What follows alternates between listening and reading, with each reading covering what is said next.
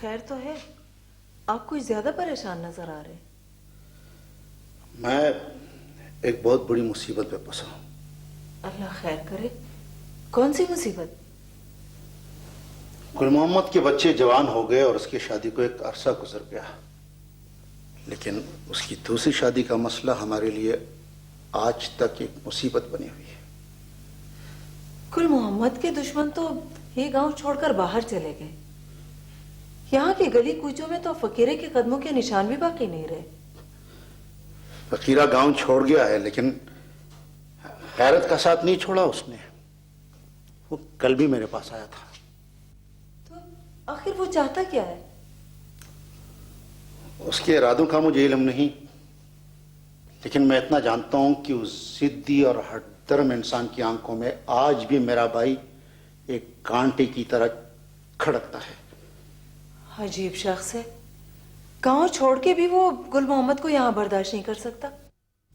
मैं खुद भी यही समझता रहा कि इतना अरसा गुजर जाने के बाद फकीर का गुस्सा ठंडा पड़ गया होगा, लेकिन जब गुल मोहम्मद ने यहां ना जाना शुरू कर दिया तो फकीरे के सीने में सुलगती चिंगारियां फिर से भड़क उठी। अब क्या बनेगा? उसके इरादे कुछ ठीक नजर नहीं आते। उसने शर फसाद की टान ली है। यह झगड़ा अब गुल मोहम्मद और फकीरे के दरमियान नहीं, इसमें मैं भी शामिल होऊंगा। दूसरों के झगड़ों से हमारा क्या काम? फकीरा जाने और गुल मोहम्मद। तुम क्या समझती हो कि मेरे भाई के गिरेबान में कोई हाथ डालेगा और मैं खड़ा उसका तमाशा देखता रहूंगा? तो क्या आप भी? मेरे भाई ने मेरे ही सहारे इस गांव में कदम रखा है। अगर यह जमीन आग का गोला भी बन जाए, मैं उसके साथ खड़ा रहूंगा।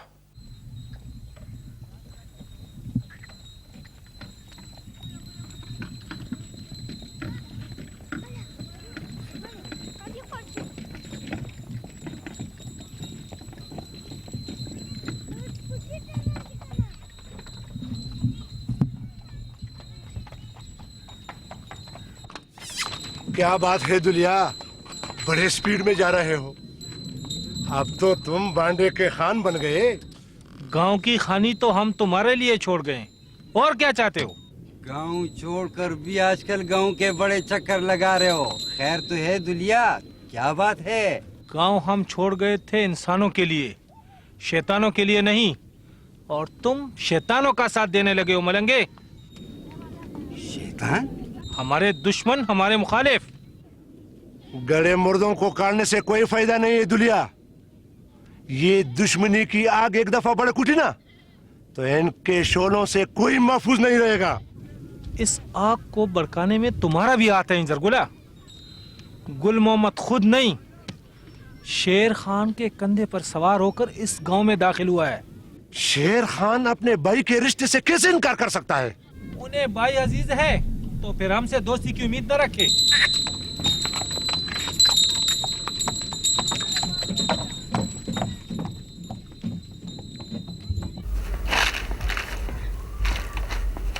अस्सलाम वालेकुम मामा जी।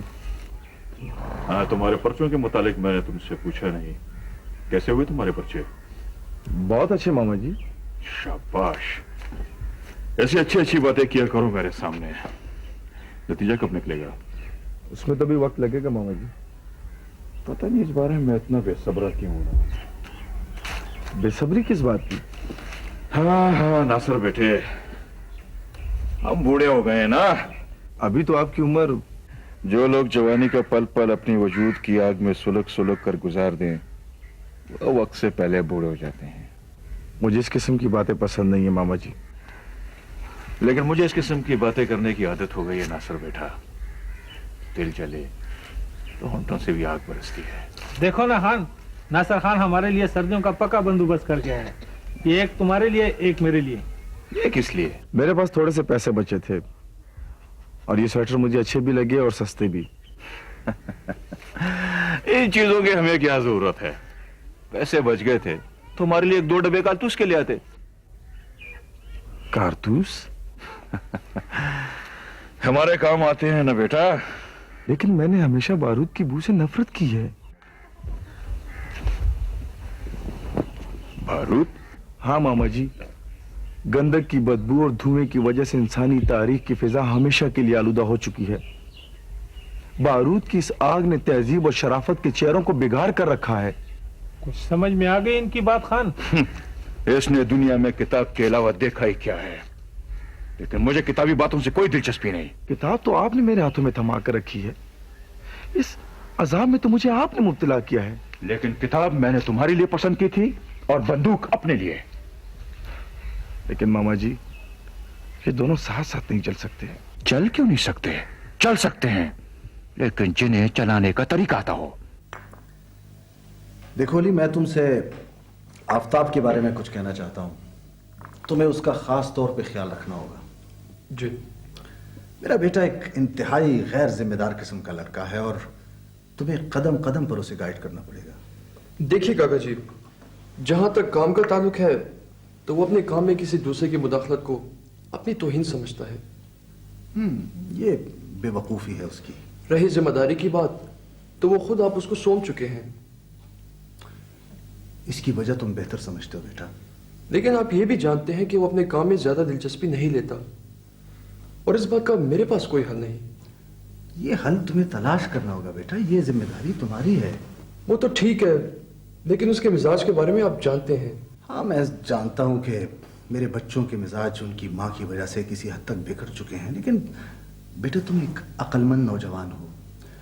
तुम्हें अपने दिल पे पत्थर रख के इनके साथ चलना होगा। तुम्हारी सबसे बड़ी ड्यूटी यह है कि तुम आफताब को किसी तरह सीधे रास्ते पे ले आओ बेटा। जी। पापा, आपका फोन है। अच्छा बेटा। अली तुम जाना नहीं, मैं आता हूँ। हेलो। आप यहाँ के लोगों से बड़े नाला और शाकी नजर आ रहे हैं। नाना और शाकी नहीं, इस घर के लोगों ने मुझे बड़ी इज्जत दी है नाजी। तुम आफताब के साथ खुद को एडजस्ट क्यों नहीं करते?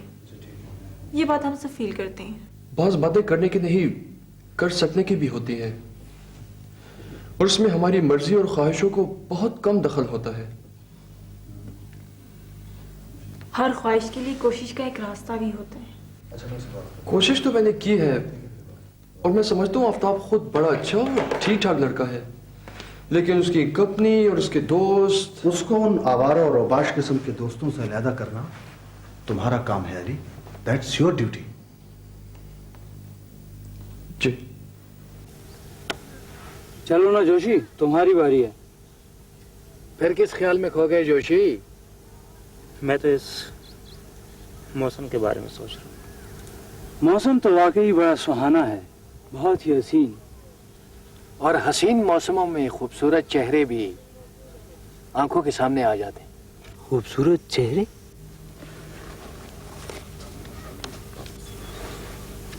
ये किसका लेटर है? ये तो मुझे खुद भी मालूम नहीं, लेकिन आजकल इस किस्म के बेशुमार लेटर्स मेरे नाम आते हैं, लेकिन गुमनाम। ये वही टेलीफोन वाली लड़की तो नहीं जो अक्सर तुम्हें फोन पर कॉल करती रहती है? अंदाज तो उसी का मालूम होता है, लेकिन आई डोंट नो यार, ये खुद को छुपाने का मतलब। सस्पेंस डियर सस्पेंस, इसे कहते हैं राज और न्याज की पहली मंजिल। रोमांस की दुनिया में सारा मजा तो इसी सस्पेंस का होता है फ्रेंड्स। सस्पेंस खत्म हो जाए तो कुछ भी नहीं रहता। लेकिन इस दफा तो कुछ क्यों दिया है यार। क्यों? किस बात का? मुलाकात का, मरी में। मरी तो बड़ी रोमांटिक जगह है यार, सो चार्मिंग। लड़की बाज़ौक मालूम होती है, लेकिन कब कब का तो सारा सस्पेंस है यार। शायद अगले खत में बताती चले। उसके घर वालों ने अभी तक वहां जाने का प्रोग्राम फाइनल नहीं किया यार। हमारा अपना प्रोग्राम तो फाइनल है ना प्रिंस, क्योंकि स्नोफॉल का मौसम भी गुजरने वाला है। मैं तो डरता हूँ यार, कहीं ये स्नोफॉल हमारी डाउनफॉल ना हो जाए। डाउनफॉल कैसे? मरी में तुम्हारी रोमांटिक मसरूफियात की वजह से हमारी कंपनी पर असर पड़ सकता है। तुम्हारा यार तुम्हारे बगैर जन्नत में भी जाना पसंद नहीं करेगा।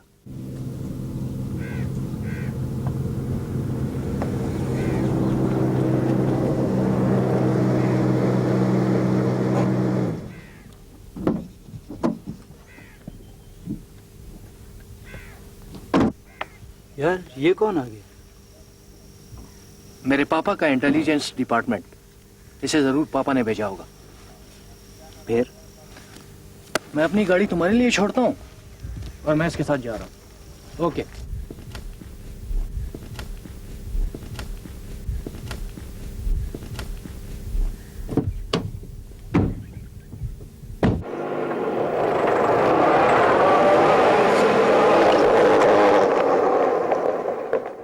सिविलाइज्ड लोग इस बौने तरीके से किसी की महफिलों में मदाखलत नहीं किया करते। मुझे एक नहायत सिविलाइज्ड बुजुर्ग ने तुमसे मिलने की हिदायत की थी और मैं तुम्हें भी एक मुहज़्ज़ब और तालीम याफ्ता इंसान समझता हूँ। एक मुहज़्ज़ब और एजुकेटेड पर्सन अपने बुरे भले की तमीज कर सकता है, उसे तुम्हारी नसीहतों की जरूरत नहीं है। देखो आफ्ताब, मैं तुम्हें अपना भाई समझता हूँ और ये मेरा फर्ज बनता है कि तुम्हें तुम्हारी जिम्मेदारियों की तरफ तवज्जो दिलाऊं। तुम्हारी जिम्मेदारी मैं तुम्हें सौंप चुका हूं और अपनी रिस्पॉन्सिबिलिटीज के लिए मैं खुद को रिस्पॉन्सिबल समझता हूं। तुमने कभी यह भी सोचा है कि तुम्हारी मामूली सी बेपरवाही तुम्हारे बाप के करोड़ों की बिजनेस को नुकसान पहुंचा सकती है? तुम्हारी इन बातों की वजह से मेरा ज़हनी तवाज़ुन बिगड़ जाएगा। अली, प्लीज मुझे माफ करो। तुम मेरी बातों का गलत मतलब ले रहे हो आफ्ताब। और मुझे तुम्हारे बिजनेस की फिक्र है, तुम्हारे फर्म की। बिजनेस और फर्म महज मेरे लिए मसरूफ रहने का एक बहाना है। यह मेरे लिए रोटी का मसला नहीं है। रोटी का मसला नहीं? तुम्हारा मसला मेरा मसला नहीं हो सकता और मेरा मसला तुम्हारा। तुम समझ गए? मैं समझ चुका हूं खूब अच्छी तरह। और आज के बाद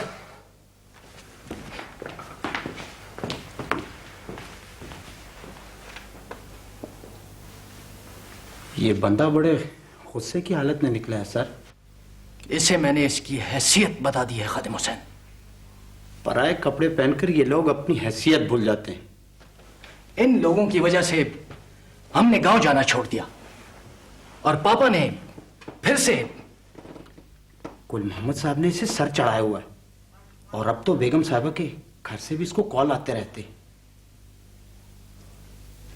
बेगम साहिबा?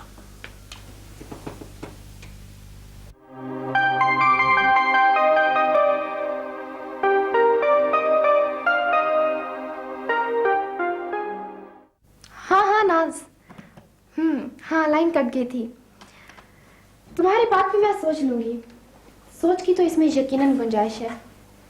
तुम तो जानती हो कि मम्मी मेरे बगैर एक दिन भी घर में नहीं रह सकती। ये तो फिर काफी दिनों का मसला है।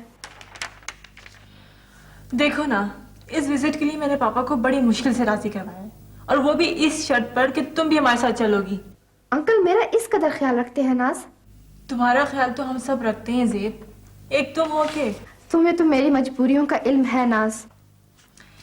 इस दफा तुम्हारा कोई बहाना नहीं चलेगा। No excuse at all. सवाब के नज़ारे इन दिनों देखने के होते हैं। स्नोफॉल की वजह से यूं लगता है जैसे हर चीज ने मरमर का लिबास पहना हो। ओह, तुम तो शायरी भी करने लगी। इन दिनों तो तुम भी लिटरेरी वर्क्स के मुताले में लगी हो। मुझे याद आता है कुछ अर्सा पहले तो तुमने भी शेर लिखने की कोशिश की थी। और अब तो यूं लगता है जैसे मैं अपनी कोशिशों में भी कामयाब हो जाऊं। खैरियत तो है। ऐसा क्या हो गया? हुआ तो कुछ भी नहीं, लेकिन यूं महसूस होता है जैसे कुछ होने वाला हो। कुछ हमें भी बता दो, क्या होने वाला है? मेरे ख्यालात मुझसे दूर भागते हैं और मैं इन बिखरे ख्यालों को समेटने की कोशिश में लगी हूँ। यूं लगता है नाज जैसे मुझसे कुछ खो गया हो और मैं उसे मुसलसल तलाश कर रही हूँ। ब्रिगेडियर साहब बड़े अच्छे इंसान हैं और उनके खानदान के साथ आपके पुराने मरासिम भी हैं। उनका लड़का भी एक फौजी अफसर है और फौजी अफसरों के ठिकाने बदलते रहते हैं। तुमसे तो मेरी हालत छुपी नहीं है ज़फ़रुल्लाह। तुम तो जानते हो मेरी आंखों की बिनाई यही एक बेटी है, सेबी। सेबी अगर मुझसे दूर चली जाए तो दुनिया मेरी आंखों के सामने अंधेर हो जाएगी। जानता हूँ बेगम साहबा, मैं ये सब कुछ जानता हूँ। सब कुछ जानते हुए भी इस किस्म के पैगाम मेरे पास लेकर आते हो। इंसाफ तो कहीं भी नहीं है। इंसाफ की बात करूं तो अलाउद्दीन खान के घर के बगैर इस मसले का हल ही नहीं, और आप उनके करीब जाने से कतराती हैं। मैं उनके करीब जाना नहीं चाहती या वो मेरे सामने सर झुकाना पसंद नहीं करते। अब मैं ये भी नहीं कर सकती कि अपनी बेटी की उंगली से पकड़कर उनके घर छोड़ो। वो जैसे भी हैं इस वक्त हाजतमंद हैं आप। मैं हाजतमंद हूं?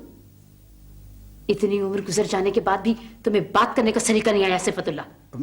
मेरे ये कहने का मतलब नहीं है बेगम साहबा। तुम्हारे कहने का जो भी मतलब हो, लेकिन मेरे सामने इसका एक ही मतलब होगा।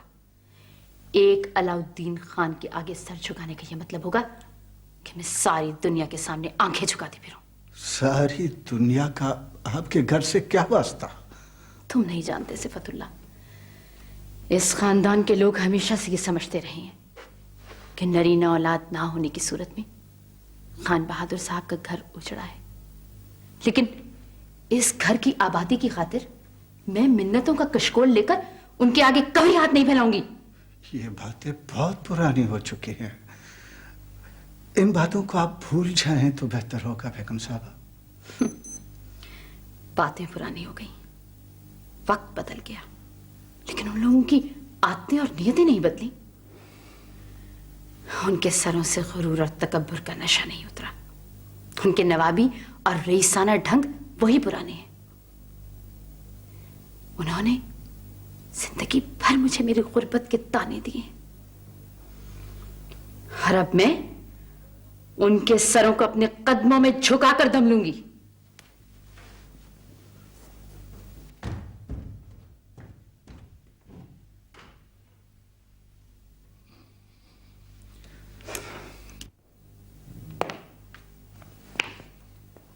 सर जी,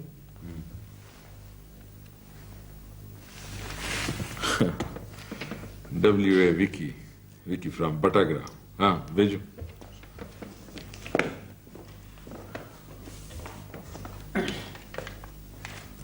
मॉर्निंग सर। मॉर्निंग। भैया मैं क्या देख रहा हूं, तुम तो बिल्कुल क्रिकेट स्टार दिखाई दे रहे हो। स्टार नहीं सर, बल्कि सुपरस्टार सर। वो तो तुम्हारे सुपर स्टाइल से जाहिर है कि तुम जरूर कोई डबल सेंचुरी मार कर आए। आपको कैसे पता चला सर? भाई डबल बैट्स, डबल सेंचुरी की मुंह बोलती तस्वीर नहीं है तो और क्या? नहीं सर, इसमें से तो एक आपके लिए लाया। यानी मेरे लिए? Why not sir? ये किस लिए? मेरी क्रिकेट की तारीफ भी शायद तुम सिफतुल्लाह से सुन चुके हो। नहीं सर, ये मेरा अपना आइडिया है, बिल्कुल ओरिजिनल। मैंने सोचा कि अंकल एडी के साथ वक्त गुजारने के लिए बाल और बैट का मुकाबला बड़ा दिलचस्प रहेगा सर। बाल और बैट?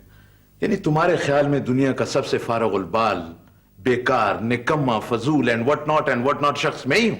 अजीब बात है अंकल, क्रिकेट को तो हमारे मुल्क में इंडस्ट्री का मकाम हासिल। इंडस्ट्री यानी सनत? Why not sir? मैदानों में क्रिकेट, गली कुचों में क्रिकेट, सड़कों पर क्रिकेट, बाजारों में क्रिकेट सर, गर्मी में क्रिकेट सर, सर्दी में क्रिकेट, रेडियो पर। एंड व्हाट नॉट मैं करूंगा। भाई विकी बेटे, मैं इत्तेफाक करता हूं तुम्हारी बातों से, लेकिन अब हमारी उम्र क्रिकेट के लिए नहीं रही। तुम अपने लिए कोई और साथी तलाश कर लो। साथी तो मुझे बेशुमार मिलेंगे, लेकिन सर आइडियल नहीं। आप मेरे आइडियल हैं सर। किस खुशी में? खुशी में नहीं सर, गम में। मेरी और आपकी ट्रेजेडी एक जैसी, बिल्कुल द सेम। तुम्हारा दिमाग तो ठीक है। मेरे ख्यालात बहुत ऊंचे हैं सर। ख्यालात? मेरे हालात कुछ ऐसे हैं सर कि आपकी तरह मैं भी इस दुनिया में बिल्कुल एक सिंगल शे हूं। सिंगल शे? ये किस शे से पाला पड़ा है भाई? मैं सर सेकंड फेज में बेगम साहिबा का भांजा लगता हूं। मेरी माँ उसकी कजन थी। बाप का इंतकाल तो मेरे बचपन में हुआ सर, और मुझे जब BA की डिग्री मिली तो मेरी माँ ये सदमा बर्दाश्त ना करके चल बसी सर। सदमा? कैसे सदमा?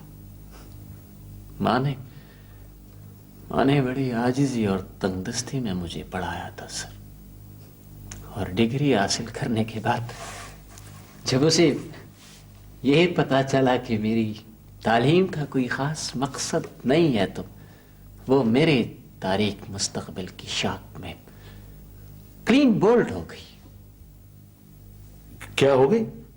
अल्लाह को प्यारी हो गई सर। ये तुम्हें बेगम साहबा के घर कौन लाया? बेगम साहिबा ने खुद तरस खाकर मुझे अपने साहिबाने बना दी। लेकिन ये बात सर किसी पर जाहिर होने ना पाए, वरना बेगम साहिबा खफा हो जाएगी और फिर ट्रेजेडी में ट्रेजेडी क्रिएट हो जाएगी सर। मैं तुम्हें अपने पास रख सकता हूं विकी बेटे? Thank you uncle. मैं वहां से खुद निकलना नहीं चाहता। क्यों? मेरे ख्यालात बहुत ऊंचे हैं। ये क्या हुआ? पाँव फिसल गया। ए लड़की, ये तुम्हें क्या हो गया है? जब से शहर का चक्कर लगा के आई हो, तुम्हारी तो हवाई बदली हुई है। इसमें मेरा क्या कसूर है बेबे? मैंने जान के थोड़ा किया है। ये पहली बार नहीं हुआ, कल भी तुमने रिकाबी तोड़ी थी। पता नहीं इस लड़की का ध्यान कहाँ लगा हुआ है। बेबे, पापा से कहकर मेरे लिए एक ट्रांजिस्टर खरीद दे। अरे उनसे तो तुम्हारी दवाइयों के खर्चे पूरे नहीं होते। हाँ, वकार लिशा जब शहर से आएगा ना, तो मैं उनसे कहूंगी, वो तुम्हारे लिए जरूर लाएगा। समीना बेटी, सुना है वो शहर जाके बहुत मालदार हो गया है, और जीनत बेगम के हाथ उसके बड़े ठाठ। समीना बेटी, तुम कहाँ चली बेटा? इधर आ। देख देख, मैं तेरे लिए दवाइयां लाया हूं। डॉक्टर कहते थे इन गोलियों के इस्तेमाल से तेरी गले की शिकायत बिल्कुल खत्म हो जाएगी बेटा, और फिर ऑपरेशन वगैरह की भी जरूरत नहीं पड़ेगी मेरी बेटी को। चलो अच्छा हुआ, शुक्र है। ये तो बताओ कि तुमने वकार अली शाह को चिट्ठी लिखवा दी है? अरे मैं एक वक्त चिट्ठी मैं किससे लिखवाता, खुद तो मैं ठहरा अंगूठा लगाने वाला। अपनी बेटी से कह दो ना, कम से कम 4 जुमाता पड़ी है, चिट्ठी तो लिख सकती है। कैसी बातें करते हो? समीना से चिट्ठी लिखवा दी? अरे शर्म है, अभी तो कोई शय है। ओहो, हमारी तरफ से भी तो लिख सकती है कि उसे जल्दी गांव वापस पहुंच जाना चाहिए। हाँ, ये बात ठीक है। उसे यहाँ फौरन पहुंच जाना बहुत जरूरी है सकीना, क्योंकि शहर जाकर उसके तेवर मुझे कुछ बदले बदले नजर आते हैं।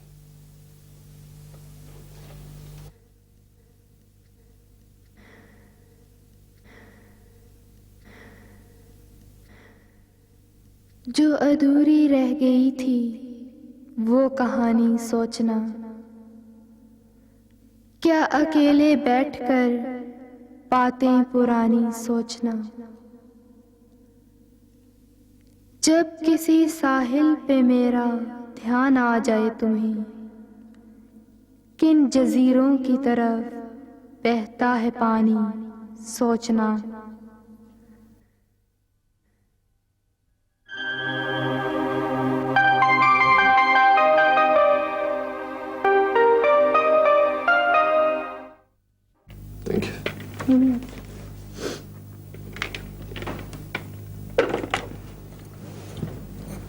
मेरे ज़हन में जो नक्शा है उसे अपनी सूरत में देखकर आप यकीनन मुतमईन होंगी। मेरी अपनी भी यही ख्वाहिश है कि आपका प्लाजा इस शहर के दूसरी इमारतों में एक मुनफरिद हैसियत का हामिल हो। गुल साहब बता रहे थे अली अपने काम में बड़ी महारत रखता। आप पैसा खर्च करें तो काम के माहिरों की कोई कमी नहीं। रहा बिल्डिंग का सवाल, तो वो भी पैसा ही जमीन से आसमान तक चढ़ाता है। लेकिन पैसा खर्च करने का भी सलीका होना चाहिए ना। मैं तुम्हें अपने घर का फर्ज समझकर ये काम तुम्हारे हवाले कर रही हूँ अली। बड़ी नवाजिश है बेगम साहबा। मैं तो सिर्फ ये कह सकता हूँ कि आपका ये काम मैं उसी जज्बे के साथ मुकम्मल करने की कोशिश करूंगा जैसे मैं अपने ही घर की तामीर करने जा रहा हूँ। बहुत बहुत शुक्रिया। अच्छा, अब मुझे इजाजत है? अरे तुमने तो कुछ खाया भी नहीं है, इतनी जल्दी क्या है? आपकी मतलब की बातें मैं सुन चुका हूँ जी। अब हम इतने भी मतलबी नहीं है जितना तुम समझ रहे हो। ये तुम्हारा अपना घर है अली। बड़ी मेहरबानी जी। दरअसल गुल साहब मेरा इंतजार कर रहे होंगे, मैं फिर कभी हाजिर हो जाऊंगा। ठीक, जाना है तो जाओ। अच्छा, खुदा हाफिज। खुदा हाफिज।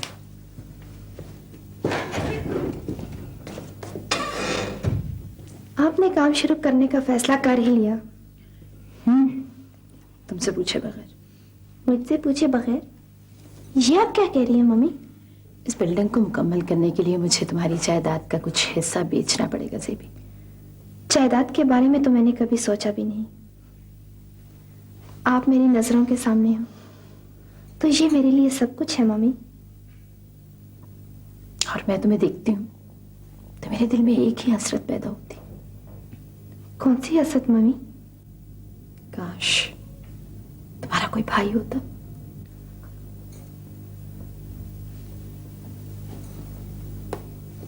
मम्मी, अब तुम्हें यही हसरत पूरी होते देखना चाहती हूँ कि खान बहादुर साहब के खानदान के लोग तुम्हें देख देख कर तरस जाएं। उन्हें तुम्हारे कदमों में झुका कर ही अब मेरा सर फख्र से ऊंचा हो सकता। देखिए मिस्टर, मैंने आपको यहाँ कई बार आते जाते देख, लेकिन आपने हमारे साथ इंट्रोडक्शन तक की जहमत गंवारा नहीं। This is very wet. Oh, I am very sorry. दरअसल मैं अक्सर जल्दी में होता हूँ। वैसे मेरा नाम अली है। Glad to see you.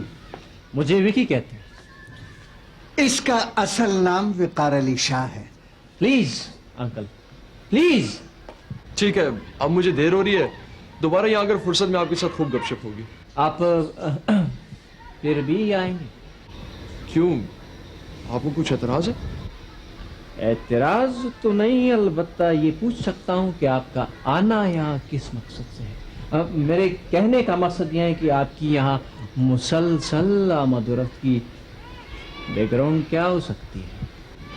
ये जाकर इस घर के लोगों से मालूम करें। इस घर के लोगों में तो मैं भी शामिल हूँ मिस्टर अली। लेकिन घर के अंदर मैंने आपको कभी इनके साथ बैठते हुए नहीं देखा है। Distance, distance. मैं हर एक के साथ एक डिस्टेंस पर रहना पसंद करता हूँ। ये मेरी इज्जत और प्रेस्टीज का मसला है। आपने कभी दूसरों की इज्जत और प्रेस्टीज के बारे में भी सोचा है? ऑफ कोर्स, मैं हर किसी के साथ फ्रैंक होना भी नहीं चाहता। खास खास लोगों के साथ मेरी दोस्ती है। अगर यकीन ना आए तो जाकर अंकल अलाउद्दीन से पूछ लें। आज मैं बगैर इतला दिए आपके यहाँ आ गया हूँ जी। ये तो आपने बहुत अच्छा किया सर। आपके आने से जो खुशी हमें मिलती है वो तो हम ही जानते हैं। नाजी किसी ठीक हो अंकल? मामू जान, आपने बहुत अच्छा किया जो आ गए। नाजी ने आपके लिए बहुत खूबसूरत जर्सी बनाई है। इसका मतलब है अगर मैं यहाँ ना आता तो वो जर्सी किसी और को दे देते आप। कैसी बातें कर रहे हैं सर, वो खुद पहुंचाता मैं आपको।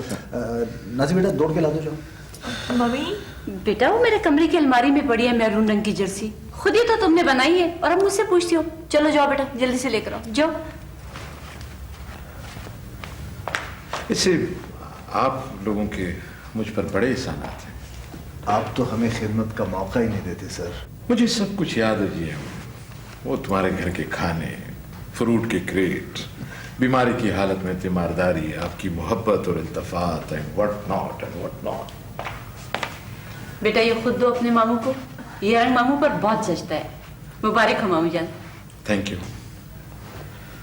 माशाल्लाह, बड़ी इंटेलिजेंट लड़की है, बड़ी सलीके वाली। Thank you uncle. काम तो इसने सभी सीखे हैं, लेकिन लगन से वो काम करती है जो इसका अपना जी चाहे।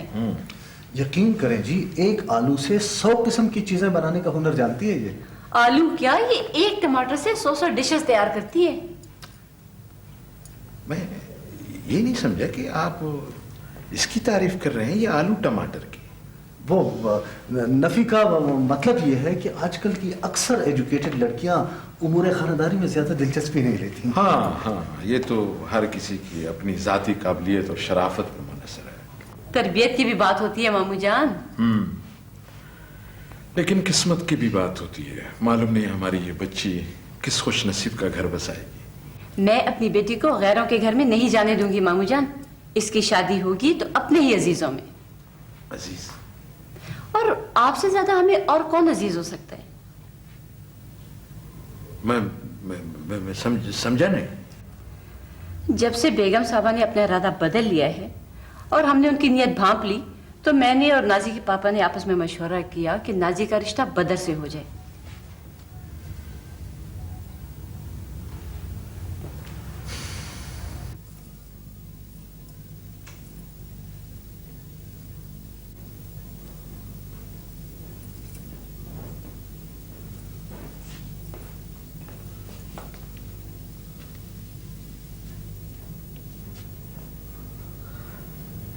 ये मैं क्या देख रहा हूं पुलशी?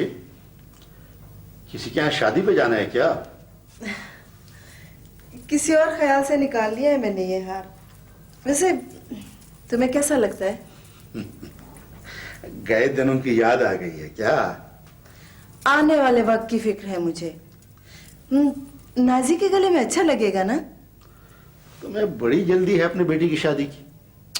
उन लोगों का क्या भरोसा, और फिर तुम्हारा भाई तो। उसके कानों तक मैं अपनी बात पहुंचा चुका हूं। फिर उसने मुझसे मोहलत मांगी है। अब मैं नहीं, वो मेरे पास आएगा।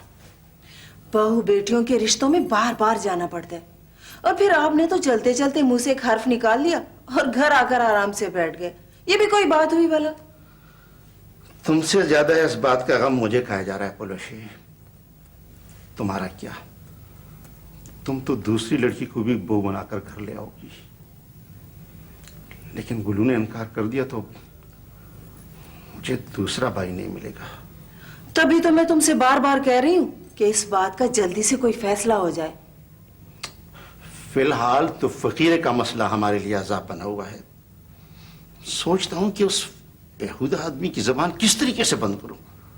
क्यों? फकीरा क्या चाहता है? वो कुछ इस किस्म की बातें करने लगा है कि जिससे बड़ी तबाही और फसाद बपा हो जाएगा।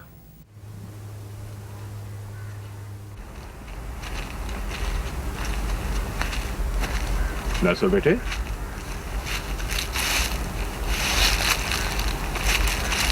कई दिनों से तुम बहुत खामोश दिखाई दे रहे हो, क्या परेशानी है? कुछ भी नहीं मामा जी। कुछ भी नहीं तो फिर तुम मेरे करीब क्यों नहीं आते? ऐसा लगता है जैसे ये आपसे नाराज है खान। नाराज है? नाराजगी की वजह? चंद दिन पहले आपने इसके सामने जो बातें की थी। ओह, समझ गया। वो बातें इसके बाप के खिलाफ थी और ये अपने बाप के। आपके बगैर मैंने किसी बाप का तस्वर तक नहीं किया मामा जी।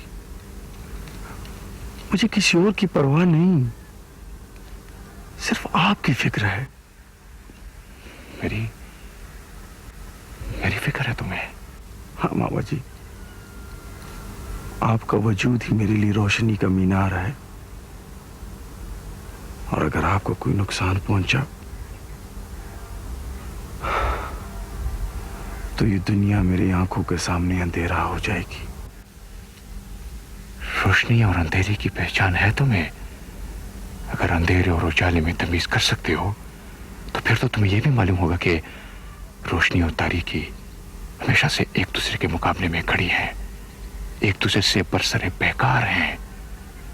दोनों में से किसी एक का भी बस चले तो दूसरे को अपने रास्ते से हटा देती है। मेरी बातें शायद आपके जहन पर गरां गुजरी हैं, लेकिन मैं बड़ा सीधा साधा और स्ट्रेट फॉरवर्ड आदमी हूं। अलाउद्दीन खान और उसकी फैमिली के बारे में जो कुछ मैंने महसूस किया है वही आपके रूबरू बयान किया है। उनके साथ आपका, आई एम सॉरी टू से, जोड़ नहीं हो सकता। मैं जानती। तो फिर आप उन लोगों का ख्याल दिल से निकाल ही दे तो बेहतर है। इन बातों का फैसला तब होगा जब उनका बेटा वतन वापस आएगा, और मेरा ख्याल है वो भी इसी इंतजार में बैठे हैं। ये महज दिल बहलावे और बच्चों वाली बातें हैं बेगम साहिबा। अलाउद्दीन खान के बच्चे मुस्तकिल तौर पर कैलिफोर्निया में सेटल्ड हैं, और उनकी कोशिश यही है कि वो इन्हें भी अपने साथ ले जाएंगे। ये बात पानी से कह रहे हैं गुल मोहम्मद साहब? तो बिल्कुल। सिफतुल्लाह जी बेगम साहब। पानी। जी।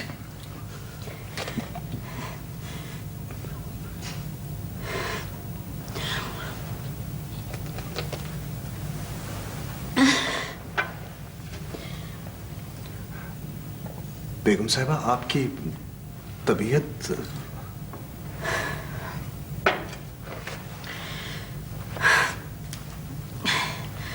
ये मेरी मामूल की गोलियां हैं। ठीक है, आप कुछ अरसा और भी उनका इंतजार कर लें। हो सकता है कोई बेहतरी की सूरत निकल ही आए।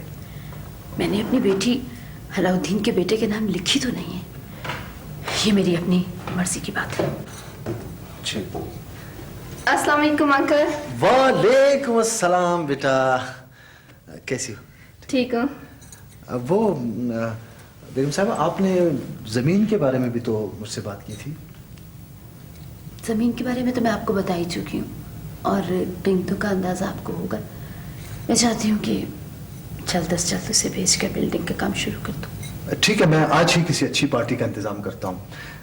जी बेटा। जी अंकल। तुम ठीक तो हो ना? जी। अच्छा जी, अस्सलाम वालेकुम। खुदा हाफिज।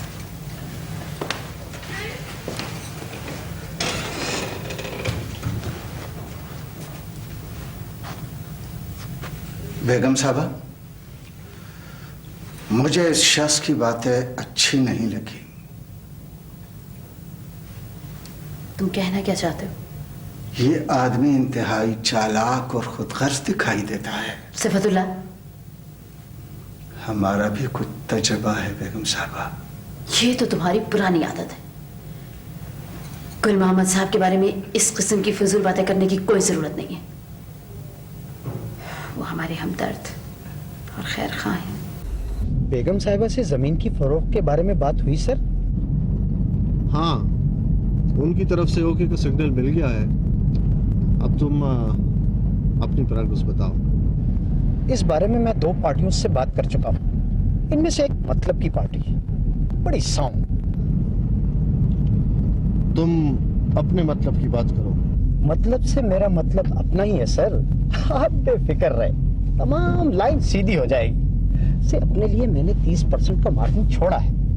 गुड, लेकिन इस काम में ताखीर की बिल्कुल गुंजाइश नहीं, क्योंकि बेगम साहिबा भरोसे की औरत नहीं है। उनके इरादे बदलने में देर नहीं लगती। ठीक है सर, मैं कल ही उनसे बात करके डील मुकम्मल कर लूंगा।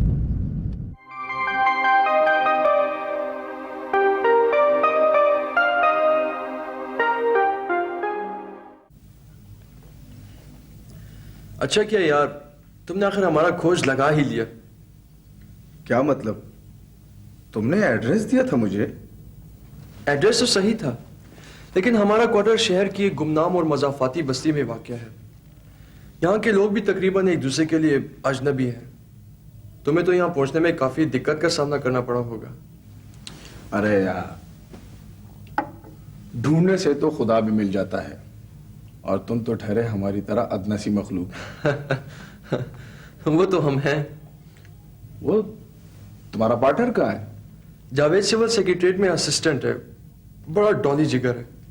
अभी ऑफिस में होगा, आ जाएगा। वैसे मुझे तुम्हारी ये रिहाइश काफी पसंद आई है। शहर के हंगामों से दूर, छोटी सी पुरसकून सी जगह। और क्या चाहिए तुम्हें? इस छोटी सी साफ सी पुरसकून जगह पर तुम कितने दिन ठहरोगे मेरे साथ? आज तो मैं गांव वापस जा रहा हूं, इसलिए कि बताए बगैर किसी प्रोग्राम के यहां आया हूं। फिर देखेंगे। आज की रात तो मैं तुम्हें छोड़ने वाला नहीं, क्योंकि कल मुझे भी गांव जाना है। कल इकट्ठे जाएंगे। लेकिन फिर भी तुम्हारा मेरे साथ इकट्ठे गांव जाना कुछ नामुमकिन नजर आता है। वो कैसे? इसलिए कि मेरे साथ मेरे बॉस भी जा रहे हैं। खैरियत तो है ना? हाँ, गांव में सड़क के किनारे वाली जमीन पर उन्होंने कंस्ट्रक्शन का जो प्लान बनाया है, कल उसकी प्लॉटिंग और हदबंदी वगैरह का काम शुरू हो रहा है। तुम सच कह रहे हो अली? हाँ हाँ, उनको तो बहुत दिनों से प्रोग्राम था। क्या ये काम कुछ अरसे के लिए मुअत्तल नहीं हो सकता? उन्होंने सब कुछ फाइनलाइज कर दिया है। लेकिन ऐसा नहीं होना चाहिए। जिस तरीके से भी हो, इस काम को भी रुकना चाहिए अली। क्या तुम भी अपने मामू की तरह सोचने लगे हो नासिर? मैं तुम्हें कैसे समझाऊं अली? मामा जी बड़े जिद्दी और हठधर्म इंसान हैं। मैं जानता हूं, लेकिन इस मामले में तो वो सरासर ज्यादती कर रहे हैं। तुम उन्हें समझाते क्यों नहीं? मैं कोशिश करता हूं, मुझे यकीन तो नहीं, लेकिन फिर भी। अरे तुम तो जाने लगे, ऐसी भी क्या जल्दी है? अब तो मैं एक लम्हे की ताखीर को भी हिमाकत समझता हूं अली। क्यों? तबीयत तो ठीक है ना? आपके इरादे क्या हैं? आप कहाँ जा रहे हैं? एक जरूरी काम है कचहरी तक। और ये जीप सुल्तान मोहम्मद खान ने भेजी है, उसकी भतीजी की आज।